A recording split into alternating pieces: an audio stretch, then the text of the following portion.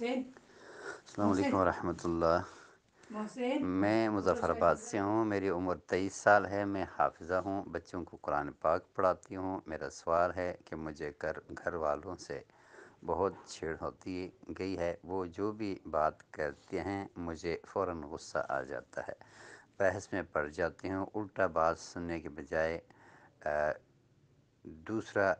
سننے کے بجائے ان پر پڑ جاتی ہوں، دوسرا میرے کندھوں پہ اور سر پہ ہمیشہ بوجھ سا رہتا ہے۔ گھر سے دور جاتی ہوں، تھوڑا سکون محسوس کرتی ہوں، خاص کر تنہائی پسند کرتی ہوں، اور آج کل صبح صبح میں نے سورۃ بقرہ بھی پڑھنی شروع کی ہوئی ہے، ابھی کچھ فرق محسوس نہیں ہوا، پلیز کچھ حل بتائیں۔ میری بہن، آپ کو گھر سے باہر نکلتے ہوئے سکون ملتا ہے، اور جو آپ علامتیں بتا رہی ہو یہ ہے جناتی اثرات۔